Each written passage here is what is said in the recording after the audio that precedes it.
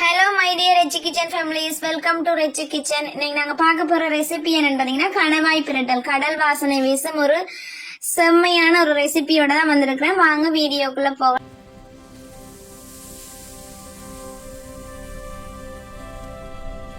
ஃபர்ஸ்ட்டுக்கு நான் 500 கிராம் கணவாய் வேண்டி கிளீன் பண்ணி எடுத்து வச்சிட்டு இருக்கிறேன்.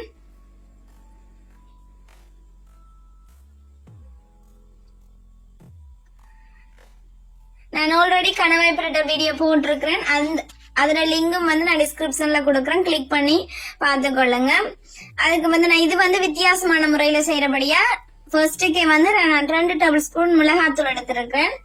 பாத்தீங்கன்னா ஒரு தக்காளி பழம் வட்டி வச்சிருக்கிறேன். அதே மாதிரி ரம்பையில கொஞ்சமா கருவேப்பமில, ஒரு பெரிய வெங்காயம், ஒரு 2 பச்சை மிளகாய் வெட்டி வச்சிருக்கிறேன். ஃபர்ஸ்ட்டுக்கு நான் இந்த கணவாயோட மிளகாத்தூளை போட்டு பிரட்டி ஒரு 10 நிமிஷம் ஊற விட போறேன்.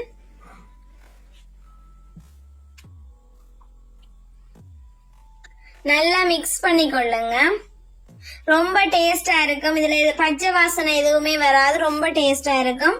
இது நல்லா மிக்ஸ் பண்ணிட்டு இந்த மிளகாத்தூள் கணவாயோட சேர்ற மாதிரி ஒரு 10 நிமிஷம் ஊற விடுங்க.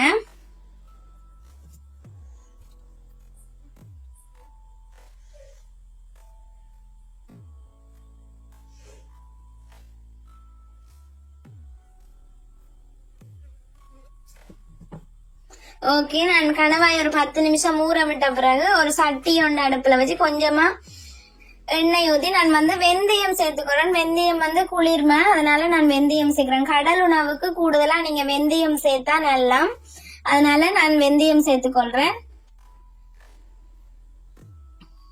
பெரிய சீரகம் கொஞ்சமா சேர்த்துக்கொள்றேன்.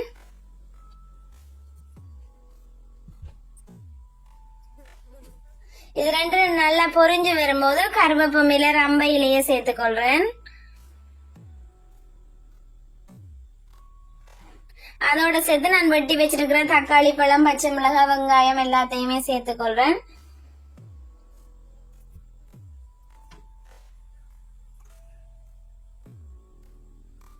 சேர்த்துட்டு நல்லா மிக்ஸ் பண்ணி விடுங்க.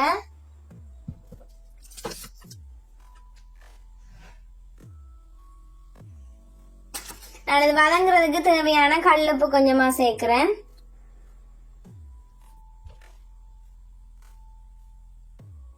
நான் ஒரு தேசி பழத்திர அளவுக்கு புளி கரைச்சி வச்சிருந்தேன், அதையும் சேர்த்துக்கொள்றேன். கொஞ்சமா தான் சேர்க்கிறேன். அதோட பாத்தீங்கன்னு சொன்னா இந்த ஊற வச்சு வச்சிருக்கிற கணவாயையும் சேர்க்கிறேன். நல்லா வதங்கி வரும்போது இந்த ஊற வச்சு வச்சிருக்கிற கணவாயையும் சேர்த்துக்கொள்ளுங்க.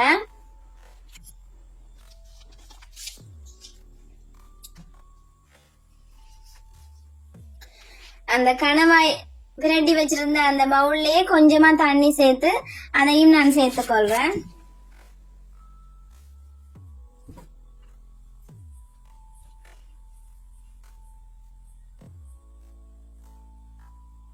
நல்லா மிக்ஸ் பண்ணி விடுங்க.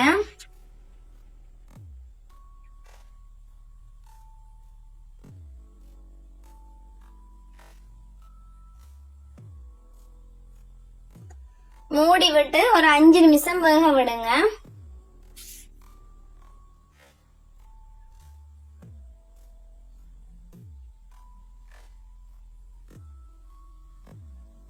கணவாய் நீங்க கொஞ்சமா தண்ணி விடுங்க. என்னன்னு சொன்னா கணவாய் தண்ணி விட்டு வரும். நான் கொஞ்சமா தான் சேர்த்தினேன்.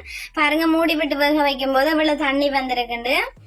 நல்லா மிக்ஸ் பண்ணிட்டு திரும்பவும் மூடி விடுங்க.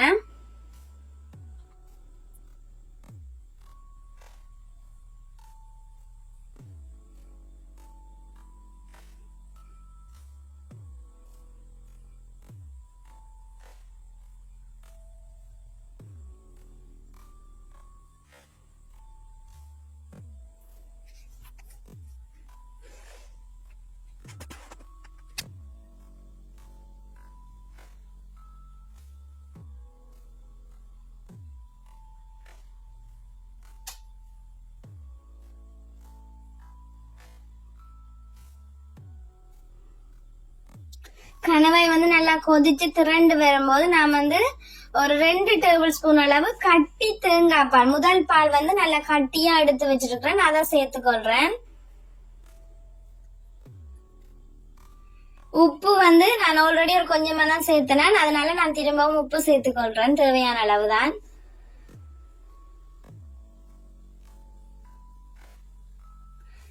சேர்த்துட்டு நல்லா மிக்ஸ் பண்ணி விடுங்க.